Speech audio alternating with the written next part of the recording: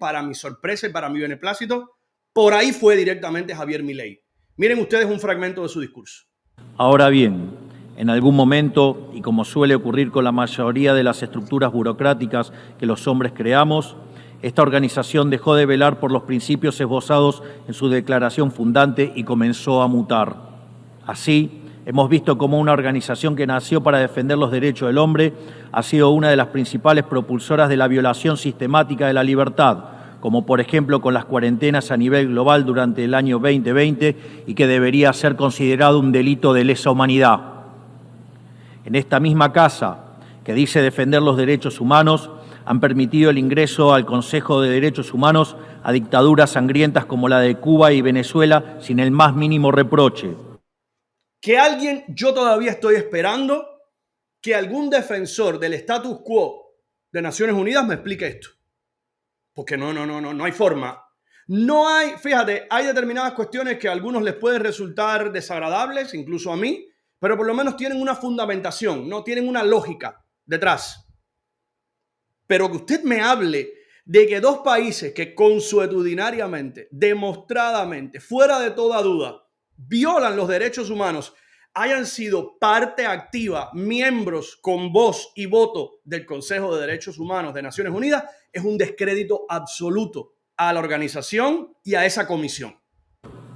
En esta misma casa que dice defender los derechos de las mujeres, permite el ingreso al Comité para la Eliminación de la Discriminación contra la Mujer a países que castigan a sus mujeres por mostrar la piel. ¿Cómo es posible esto? ¿Cómo es posible? ¿Cómo es posible que tú tengas el doble estándar, el doble discurso de rasgarte las vestiduras por las mujeres y los derechos de las mujeres, pero tú aúpes, celebres, permitas que gobiernos, que dictaduras, que tiranías, que representantes, sea quien sea, que les viola los derechos más elementales, más fundamentales a las mujeres, formen parte de esas mismas comisiones? Eso es un chiste de mal gusto. En esta misma casa, sistemáticamente se ha votado en contra del Estado de Israel, que es el único país de Medio Oriente que defiende la democracia liberal, mientras se ha demostrado en simultáneo una incapacidad total de responder al flagelo del terrorismo.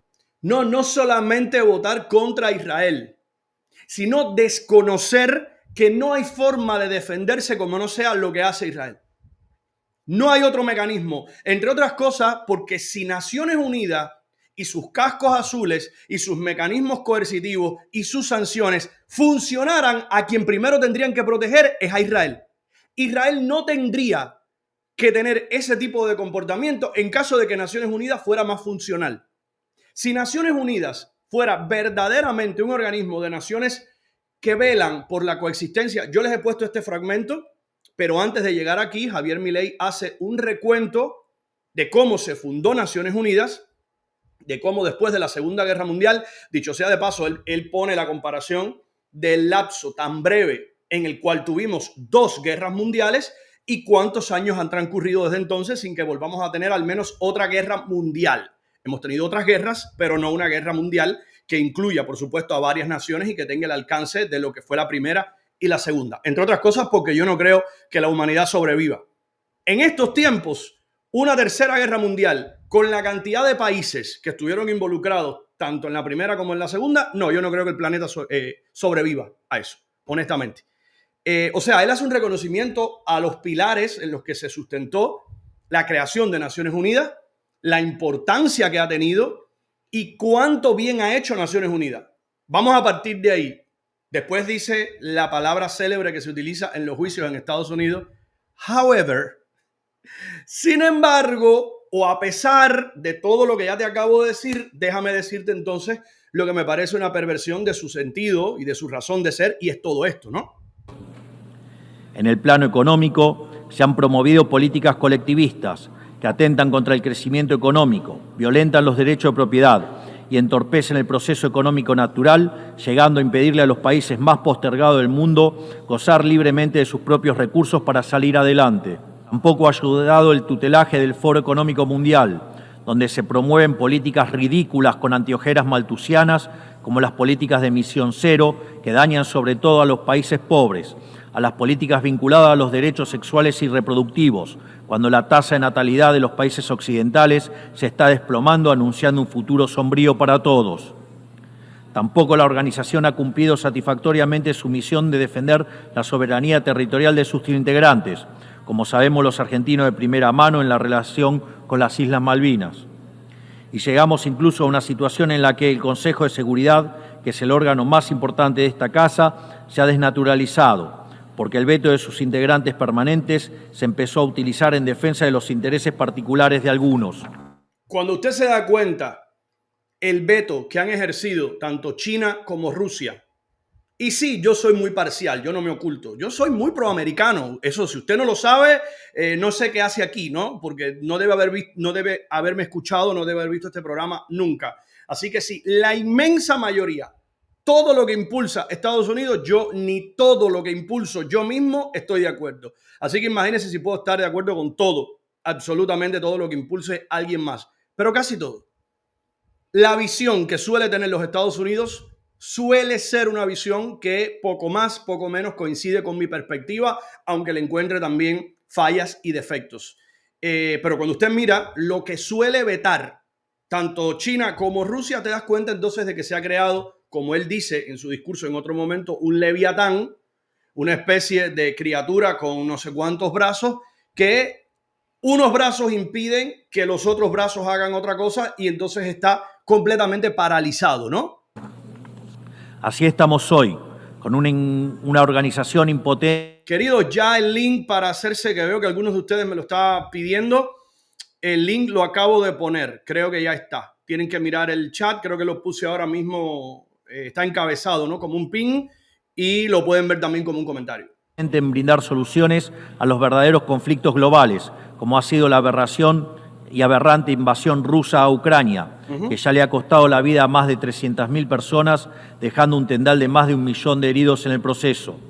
Una organización que en vez de enfrentar estos conflictos invierte tiempo y esfuerzo en imponerle a los países pobres que cómo y deben producir, con quién vincularse, qué deben comer y en qué creer, como pretende dictar el presente pacto del futuro. Siempre ocurre lo mismo con las ideas que vienen de la izquierda. Diseñan un modelo acorde a lo que el ser humano debería ser, según ellos.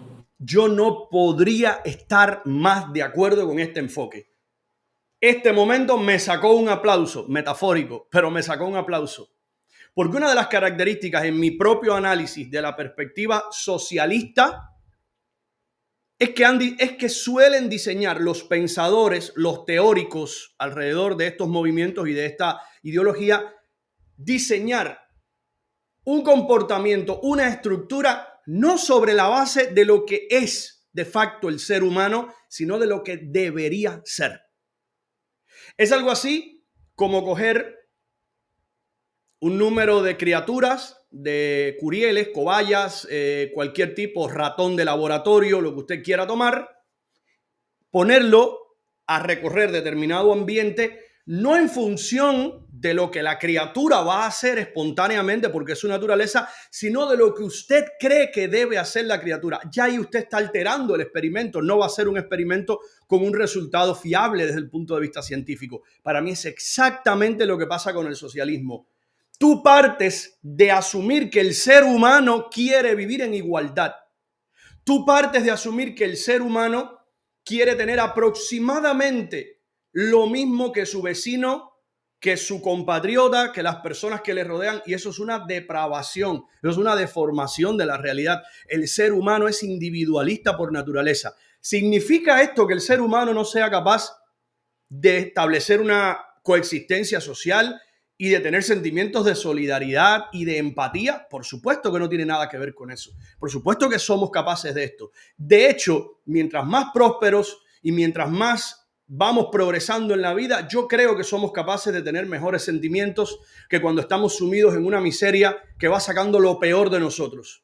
Yo creo genuinamente en eso. Y sé que me estoy pareciendo a Gordon Gekko, aquellos que han visto Wall Street, o me estoy pareciendo a Jordan Belfort en The Wolf of Wall Street. Ambas películas son joyas. cuando hablan del dinero y cuando hablan de que no, hay que acabar de quitarle el San Benito de la maldad al dinero, impulsado también, perdóneme la franqueza, por la Iglesia Católica, que la Iglesia Católica ha hecho de la pobreza y del ser pobre un romance, cuando la primera, que no es nada pobre, es la Iglesia Católica. Estaremos de acuerdo en eso, ¿verdad? No. La pobreza no hay que romantizarla. De la pobreza hay que buscar salir. La pobreza, se lo he dicho una y otra vez, es como la enfermedad, que usted la lleva a pesar de usted. Usted no es culpable en gran medida. Hay enfermedades que sí nos las buscamos nosotros, por supuesto, pero hay otras que no. No son culpa nuestra. Pero usted no va presumiendo de eso. Y si usted se la pudiera curar, si usted se la pudiera aliviar, si usted se la pudiera eliminar, es lo que hay que hacer. Y tener dinero y prosperar y progresar en la vida no es malo. No solo no es malo, es muy bueno. Y genera además prosperidad y bienestar para las personas que le rodean a usted. Desde luego que hay gente pusilánime, desde luego que hay gente muy rata, muy baja, que aún teniendo abundancia lo que hace es sacar lo peor. Pero ¿sabe qué? Yo creo que son los menos. La mayoría pone ese dinero a parir dinero. Y el dinero no pare dinero si otras personas también no ganan dinero.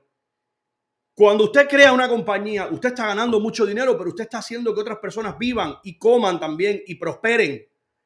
En el momento en el que Google, en el momento en el que Facebook, cuando Google creó además esta plataforma monstruosa llamada YouTube, ¿saben qué? Los creadores se estaban haciendo multimillonarios, pero estaban permitiendo, por ejemplo, que este servidor hoy tenga su programa, tenga prosperidad, tenga anunciantes y que ustedes reciban un servicio. Así funciona el dinero. Yo estoy completamente de acuerdo con ese enfoque de que el socialismo diseña medidas no sobre la base de lo que es el ser humano, sino de lo que ellos creen que debería ser el ser humano. Creer, como pretende dictar el presente pacto del futuro. Siempre ocurre lo mismo con las ideas que vienen de la izquierda. Diseñan un modelo acorde a lo que el ser humano debería ser, según ellos, y cuando los individuos libremente actúan de otra manera, no tienen mejor solución que... Adrián, completamente de acuerdo contigo. Completamente de acuerdo contigo. La mayoría de los ricos ayudan a los necesitados, pero solo una vez que tú logras tranquilidad financiera es que puedes enfocarte en ayudar a otros y en poner ese dinero a parir, poner ese dinero a generar dinero, poner ese dinero a crear, a decir, ¿qué puedo hacer? Tengo este dinero guardado aquí, ¿qué voy a hacer? ¿Comérmelo, gastármelo en carros, en esto, en lo otro? ¿O lo quiero invertir? En el momento en que lo inviertes, yo me atrevo a decir que el 99% de probabilidades es que alguien más también gane dinero con tu dinero.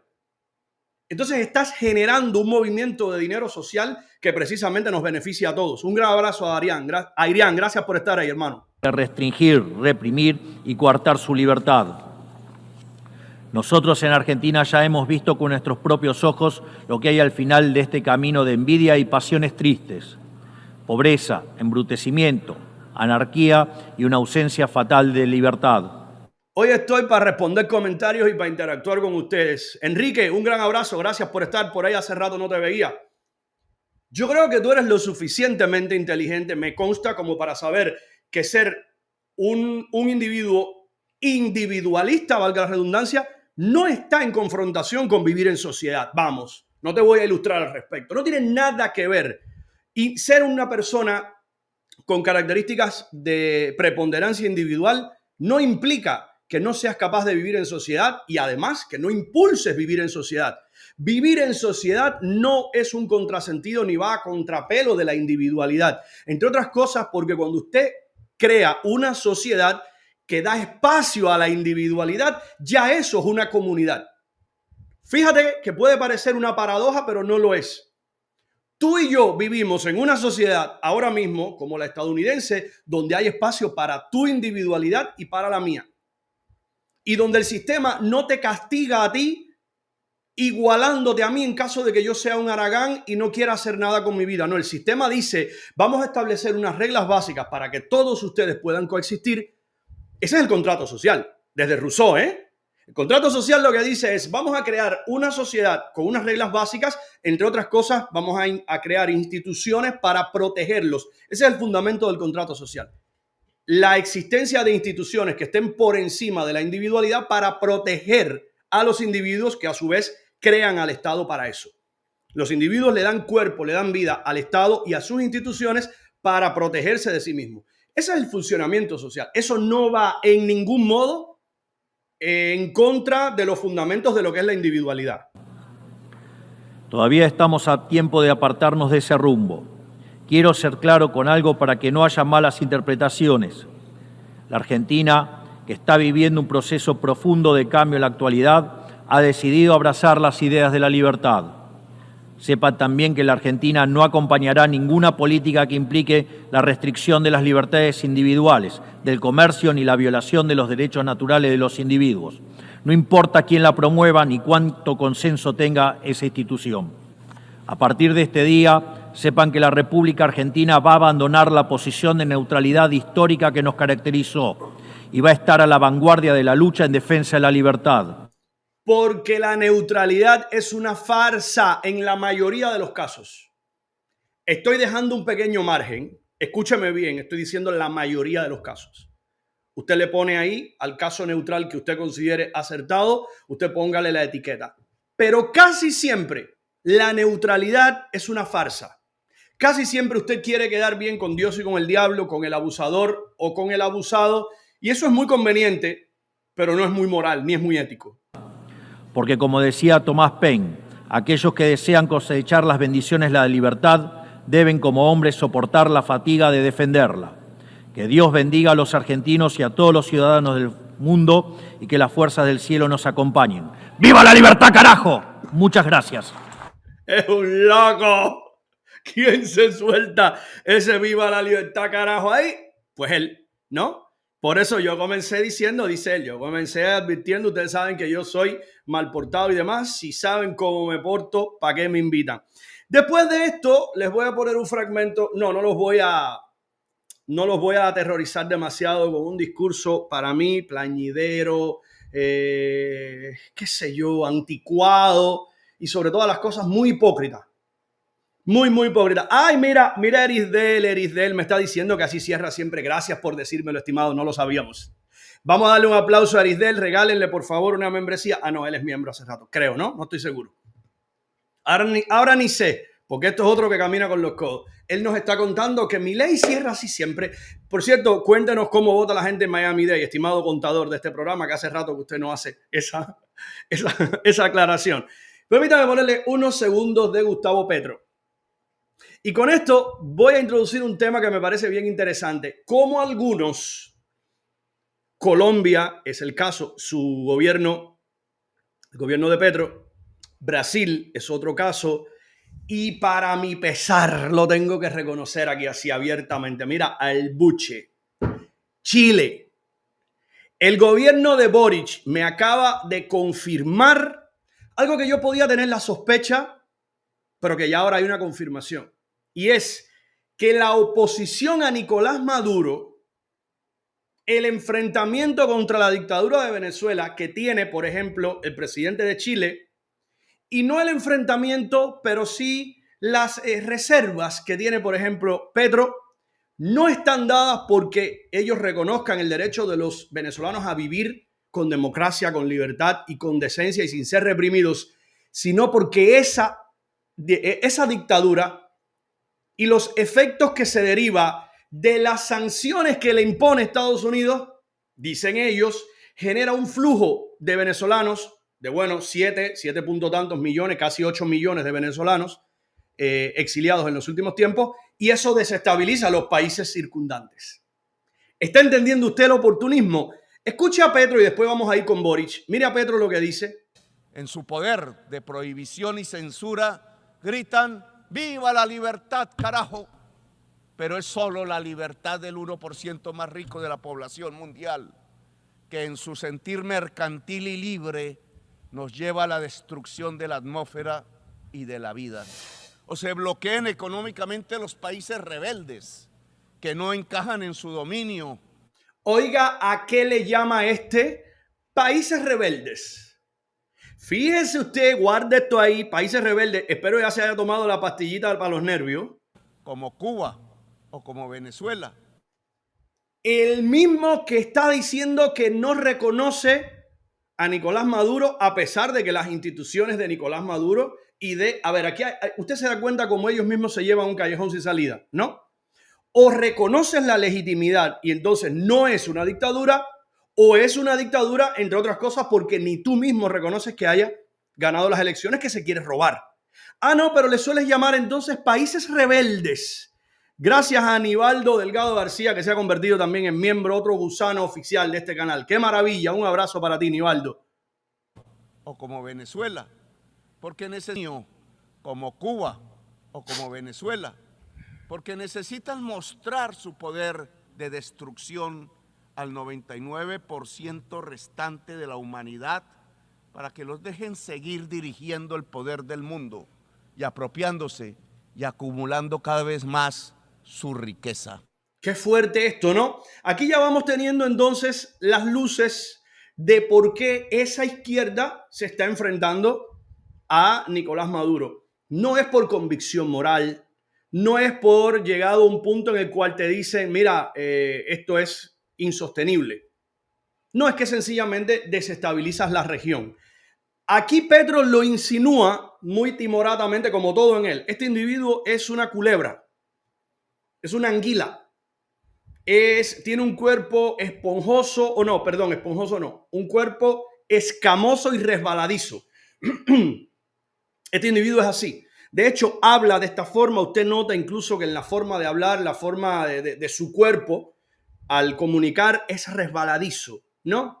Ahora, yo quiero ponerles a uno que sí me molestó mucho. Me molestó mucho por precisamente la doblez de su discurso.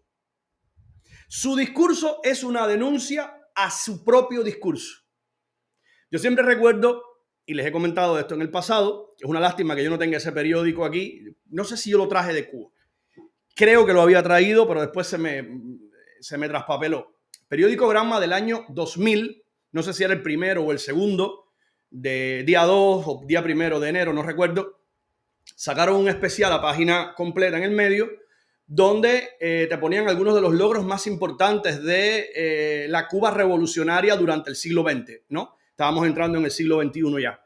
Y recuerdo que te ponían, en la parte cultural, te decía que nunca como antes de la revolución, Cuba tuvo una política cultural más inclusiva, plural y, bueno, relevante. Y que como prueba de ello, teníamos, por ejemplo, 2 premios Cervantes de literatura. Y te ponían las fotos de Dulce María y de Alejo Carpentier. Y aquello a mí me parecía, por eso es que yo lo tenía, creo que yo lo había recortado, no sé. Porque ese es un propio discurso que se denuncia a sí mismo. Porque usted está diciendo que la revolución tiene una política cultural inclusiva y usted está excluyendo a don Guillermo Cabrera Infante, cubano, jibareño habanero, nacido en Jibara, pero más habanero que qué sé yo en cuanto a muchas cuestiones. Su literatura tiene muchísimo que ver. La Habana está de una forma increíble en su literatura. No se me ocurre ahora mismo casi nadie que pueda competir, ningún escritor cubano que le haya hecho mejores homenajes. Tú puedes estar al mismo nivel de Cabrera Infante, pero por encima, en cuanto a homenaje, que La Habana es un personaje en la obra de Cabrera Infante, vamos a ponerlo así, ¿no? Cubanísimo, y tú lo estás excluyendo. O sea, estaba la foto de Dulce María Loinás, estaba la foto de Carpentier y no se mencionaba Cabrera Infante por ninguna parte. Esto que les voy a poner es exactamente lo mismo ahora. Porque Gabriel Boric comienza diciendo algo que cualquiera de ustedes y yo suscribimos. Y es que hay mucha hipocresía en denunciar lo malo que hacen unos y callar lo que hacen otros. Estamos de acuerdo en eso, ¿verdad? Vamos a escuchar y vamos a ver cómo evoluciona esto. La comunidad internacional es acusada de doble estándar frente a las violaciones de los derechos humanos que ocurren en una u otra parte del mundo. Se condena lo que hace el adversario, pero cuando es un supuesto amigo o alguien del mismo color político el que vulnera la Carta de la ONU, se mira hacia el lado o campea la ambigüedad. Desde Chile nos rebelamos contra el doble estándar en materia de derechos humanos. Agradezco a Juan Manuel Rojas. Han sido tantos hoy que se me han ido pasando, pero ahora me sale la notificación. Un gran abrazo, Juan Manuel Rojas, y me dice que está celebrando tu 2º aniversario en este país. Felicidades dobles entonces, hermano. Gracias por estar. Como presidente joven, latinoamericano y de izquierda, digo fuerte y claro que los derechos humanos se deben respetar siempre y en todo lugar. Y debemos exigir este respeto sin importar el color político del dictador o presidente de turno que lo vulnere. Y es que... Esto es importante, ¿eh? Muy importante. Escúchenlo para que vayan siguiendo esta lógica. Quiero agradecerle, Roger, creo que me has estado preguntando si vi anoche tus mensajes en spam. Estaban todos. Así que hoy te voy a contestar. Palabra. Y también quiero contestarle por acá. ¿Quién fue? Es que son tantos. Es que bueno, este chat que no se mueve. Ahora no lo veo. Liesner de Tour Guide. La respuesta es sí. Escríbeme a mi correo también. Déjame ponértelo por acá. Escríbeme, míralo ahí, ernestomoralesnews@gmail.com y me enrolo en el tour que haces y después hablamos de eso aquí en el programa. Con mucho gusto. La adolescente palestina... Oigan los ejemplos que él pone. Fíjense que yo no tendría problema, absolutamente ningún problema, siempre y cuando los incluyeras a todos los que merecen ser incluidos en la lista que vas a hacer a continuación, Gabriel Boric. Él te pone ejemplos de cosas que no se pueden obviar, ¿verdad? Vamos a oír. Y es que la adolescente palestina asesinada en Gaza, el trabajador venezolano obligado a migrar de su patria, la adolescente palestina, el trabajador venezolano, el niño ucraniano secuestrado por Rusia. Muy bien. Niño ucraniano secuestrado por Rusia. El opositor silenciado en Nicaragua. El opositor silenciado en Nicaragua. O la mujer expulsada de la escuela en Afganistán. O la mujer expulsada de la escuela en Afganistán. Solo por ser mujer, son antes que todo. Pero ya terminó su recuento, estimado Gabriel Boric. No, espera. Espera, porque entonces aquí me parece que usted está contradiciendo su propio discurso. Porque para que hubiera un poco de equivalencia y un poco de justicia en lo que usted está denunciando, usted tendría que haber dicho la adolescente palestina o la criatura de Israel que fue masacrada el 7 de octubre. Porque si no, usted es un hipócrita. Si no, usted es un soberano oportunista que está desconociendo que hay otro lado. Pero yo sé lo que muchos de ustedes están pensando también. ¿Cómo era el trabajador venezolano o el opositor nicaragüense? Opositor silenciado en Nicaragua. Trabajador venezolano obligado a migrar de su patria. El trabajador venezolano, ¿verdad? El niño ucraniano secuestrado por Rusia. El opositor silenciado en Nicaragua. Acabas de hacerme una referencia a dos. Una y dos de las dictaduras que hay en tu región, estimado Gabriel Boric. No se me ocurre otra. ¿A dónde miro? No sé a dónde más hay que mirar. El trabajador obligado a abandonar Venezuela, el opositor silenciado en Nicaragua y punto final. Sigamos para adelante. Vamos a hablar ahora de las mujeres expulsadas de las escuelas en Afganistán. Ustedes se dan cuenta. Ustedes se dan cuenta por qué, desgraciadamente, yo tomo de él y yo tomo de muchos de ellos lo que a mí me conviene. A mí me conviene, a mí me interesa y me sigue interesando el enfrentamiento a Nicolás Maduro. No, eso no te voy a decir, bueno, métete tu oposición a Maduro por donde te quepa. No, es necesario. Pero coño, qué descrédito. Qué descrédito desconocer dónde está la cabeza. Cuba no es una dictadura más, Gabriel Boric. Cuba es la cabeza de todas esas dictaduras. Cuba es la semilla, la simiente del mal. Desde Cuba se ha entrenado a las fuerzas para precisamente sostener en el poder a Daniel Ortega, al cual tú estás implícitamente denunciando. Desde Cuba se ha orquestado, se ha dirigido, se ha organizado toda la represión que ha implementado el chavismo y hoy el madurismo en Venezuela. Desde Cuba se envían los oficiales operativos a hacer las labores de inteligencia dentro de Venezuela. Desde Cuba se envían tropas, se envía absolutamente todo. Cuba dirige eso. Pero hablamos del trabajador venezolano, del opositor silenciado en Nicaragua y en Cuba. No, este individuo las últimas veces que se ha referido a Cuba ha sido para denunciar el bloqueo. Lo recuerdan muy bien, que lo pusimos aquí.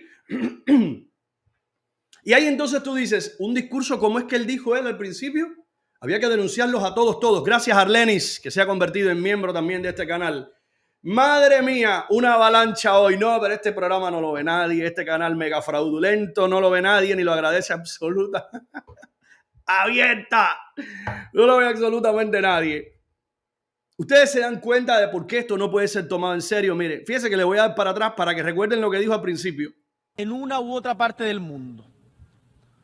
Se condena lo que hace el adversario, pero cuando es un supuesto amigo o alguien del mismo color político el que vulnera la Carta de la ONU, se mira hacia el lado o campea la ambigüedad. O sea, Cuba. O sea, Cuba, ¿verdad? Usted no conoce quién está detrás de Nicaragua y detrás de Venezuela. Vamos a seguir oyéndolo para que oigan cuando llega la parte de Venezuela. El opositor silenciado en Nicaragua o la mujer expulsada de la escuela en Afganistán solo por ser mujer son, antes que todo, seres humanos. Y la voz de todas las naciones, sin importar su posición política, debe alzarse para defenderlos. Chile está especialmente atento frente a la crítica situación que vive Venezuela. Tomen esto, pónganlo frente a ustedes, palitos de tendedera, así como se revelaban, ¿se acuerdan las fotos, verdad? Goteando. Y vamos a mirarlo en una perspectiva bien bonita, porque yo quiero que ustedes escuchen la razón por la que Boric está tan molesto con la dictadura de Nicolás Maduro. Estamos frente a una dictadura que pretende robarse una elección, que persigue a sus opositores y que es indiferente al exilio no de miles, sino de millones de sus ciudadanos. Esa es la razón. Más de 800,000 de esos 7 punto algo millones de venezolanos han terminado llegando a Chile.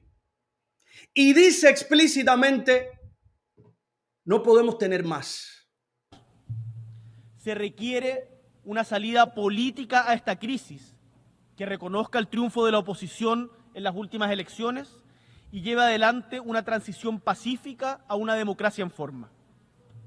Porque la crisis política se conjuga con la crisis económica y en conjunto estas han empujado a más de 7 millones, escuchan bien, 7 millones de venezolanos al exilio, a salir de su país, de los cuales cerca de 800,000 se encuentran en Chile.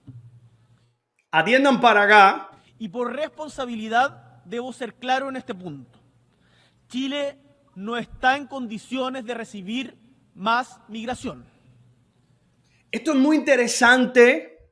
Chile no está en condiciones de recibir más migración porque cuando es Estados Unidos la cosa se analiza desde otra perspectiva, ¿verdad? Qué bonito escuchar lo que genera la migración descontrolada en cualquier país, en cualquiera. Más grande, más pequeño, primera potencia, segunda, tercera, quinta, 28ª. En todos los países, los ciudadanos les exigen a sus propios dirigentes, a su presidente, a la administración que esté en el poder, tienes que controlar esto. Porque si no, el caos en la sociedad se refleja en nuestras vidas. Pero además de eso, porque administrativamente es difícil. Usted no sabe quién está llegando. Usted no sabe con qué, mira, con qué características, con qué todo, con qué enfermedades, con qué intenciones, con qué voluntades, con qué nada. Por eso usted tiene que tener un mecanismo implementado que se pueda aplicar y que pueda filtrar de manera eficaz. Pero la izquierda es la primera que se rasga las vestiduras cuando alguien desde Estados Unidos dice no puede ser así. Qué bueno escucharlo ahora, ¿no? Pero ahora, esto es culpa, la inmigración descontrolada, el éxodo venezolano, que por cierto, al parecer él conoce del éxodo venezolano, pero no del éxodo cubano, ¿no? Esto no tiene desperdicio. Mire, estimado Boric, en los últimos 3 años y medio, esa misma población venezolana que usted ha recibido, aproximadamente 800,000, son los cubanos que han llegado a Estados Unidos. ¿Qué le parece a usted? ¿Le gusta ese nombre, verdad? ¿O le gusta ese número? Usted dice que ya es desproporcionado. Bueno, eso póngaselo a una islita de apenas lo que tenía antes de todo esto, 11 punto y pico millones de personas, para que usted vea la magnitud proporcionalmente. Pero no, calladito. El trabajador venezolano, el opositor silenciado en Nicaragua y a otra cosa mariposa, ¿no? ¿Es culpa esto de Nicolás Maduro? ¿Es culpa de la represión? ¿Es culpa de la salvajada que se está viviendo ahí dentro? Negativo. ¿Tú sabes de quién es culpa? De Estados Unidos y de las sanciones de Estados Unidos. ¿Usted no me cree? Oiga. Autoridades de Estados Unidos, les llamo a levantar las sanciones económicas que en el sur sabemos solo causan más pobreza en los pueblos y no en los dictadores. Yo les he cortado este fragmento, pero él se prodiga mucho más en cuanto a culpar y a criminalizar las sanciones que impone Estados Unidos contra la dictadura y contra el petróleo venezolano. Alucinante, ¿verdad? Tengo que estar de acuerdo con algo que dijo uno de ustedes, que ya se me pasó el comentario, y es que al menos de este hay que tomar que denuncia a la dictadura de Nicolás Maduro y a la de Daniel Ortega. Pero a mí me es insuficiente. Miren para acá lo que dijo, un fragmento de lo que dijo Bukele. El Salvador se volvió más seguro, el mundo se volvió más inseguro. Mientras el pueblo salvadoreño se volvió más optimista, la mayoría de la gente en el mundo moderno se vuelve cada vez más pesimista. Y sí, tienen razón. El mundo se ha vuelto dividido, deprimido, preocupado, hostil y sin esperanza. Y lo ha hecho a una velocidad sin precedentes. Hoy el mundo libre ya no es libre.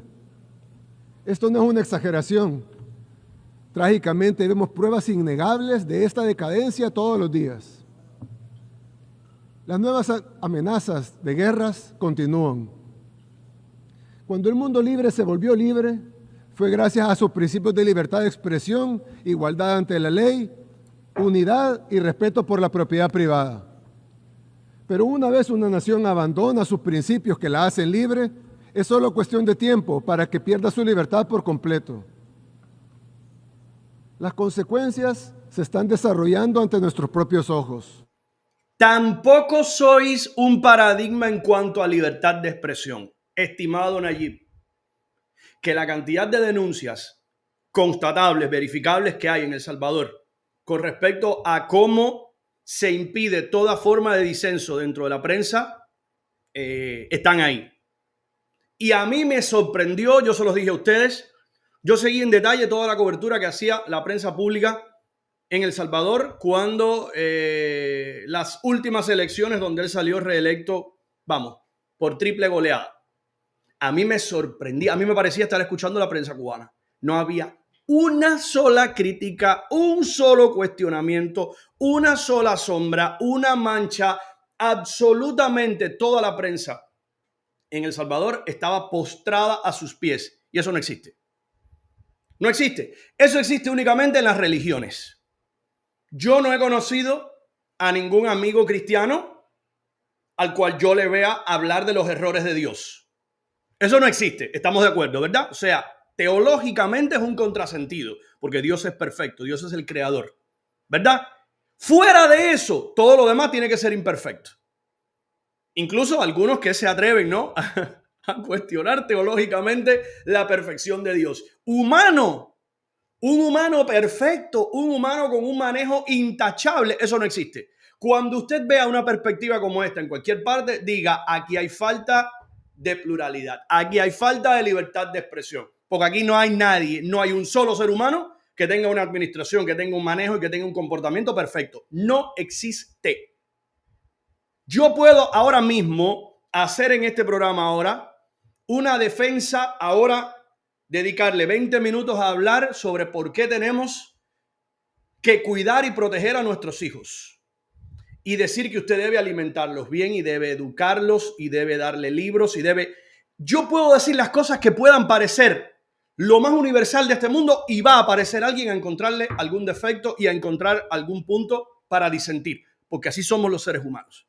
Imagínese usted con una administración, con una presidencia, con una gobernanza, con lo que sea. No hay nada perfecto. Cuando usted no vea disenso, cuando usted vea una fila india de gente diciendo siempre lo mismo, preocúpese. Y es lo que me pasa a mí con él también en El Salvador. Las podemos ver. En algunas ciudades del llamado primer mundo, las tiendas necesitan asegurar sus productos detrás de puertas de vidrio con llave para evitar robos. Y no hablo ni siquiera de productos caros, sino de cosas sencillas como una barra de chocolate o una rasuradora. En otras ciudades, Las calles ya no pertenecen a la gente, sino que han caído en manos de la indigencia, de las pandillas, del crimen organizado y de las drogas. No puedes reclamar el título de mundo libre si ni siquiera tu gente es libre para caminar por las calles sin temor a ser acosada, robada o asesinada. También estamos siendo testigos en tiempo real de la erosión de la libertad de expresión. Hace apenas una década, Occidente era el bastión de la libertad de expresión y ahora es sermoneado por quienes solían denunciar. Las plataformas más grandes de redes sociales en el mundo fueron obligadas a censurar a sus usuarios a petición de sus gobiernos. Ciudadanos de países occidentales han sido arrestados por compartir publicaciones en redes sociales. Aquí estoy también cauto. Occidente sigue siendo el bastión de la libertad de expresión en el mundo. Que podamos analizar las luces y las sombras no quita, o si no, ¿cuál es el paradigma, estimado Nayib Bukele? Si usted me dice que no es Occidente, ¿cuál es el paradigma? ¿Dónde ponemos la escala entonces? ¿A dónde nos vamos? ¿A Asia? ¿A Eurasia? ¿A quién tomamos como paradigma? Cuidado, porque cuando nos excedemos en la crítica, parece ser que lo que queremos es resaltar otro modelo, ¿eh? ¿De qué estamos hablando? ¿Vladimir Putin? ¿Xi Jinping? ¿Cuáles son las alternativas? No, Occidente, con todos y sus problemas, con todas y sus crisis, con todo su wokismo y con lo que sea que es perfectible, que es mejorable y que el primero que les da palo en este programa soy yo, sigue siendo el bastión de la libertad de expresión. De eso no tengo absolutamente ninguna duda. Los partidos gobernantes han intentado prohibir a su oposición política. Estas no son acusaciones ni teorías de conspiración, son hechos comprobables y ampliamente documentados. No se puede ganar el respeto del pueblo sin respetar al pueblo. Esto ni siquiera comenzó hace poco, pero lo notamos más porque en los últimos años se ha acelerado. Y esta aceleración significa que estamos acercándonos a un tenebroso punto de inflexión. Tenebroso punto de inflexión.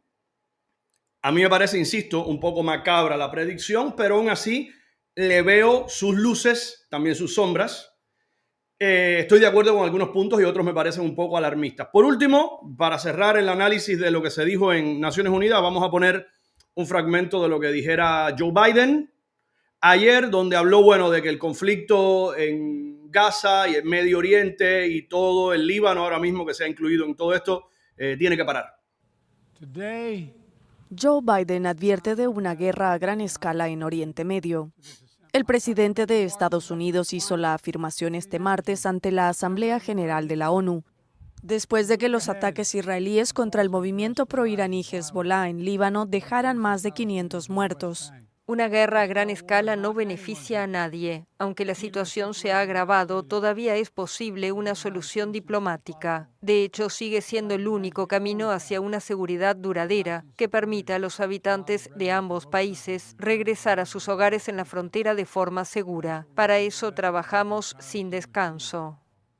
La advertencia de Biden llegó momentos después de que el secretario general de Naciones Unidas, Antonio Guterres, alertase que Líbano no puede convertirse en otra Gaza, arrasada tras casi un año de ofensiva militar de Israel contra el movimiento islamista Hamás en ese territorio.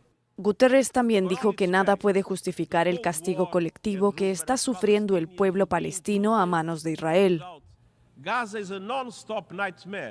Gaza es una pesadilla que no se detiene y que amenaza con arrastrar a toda la región. Basta mirar al Líbano.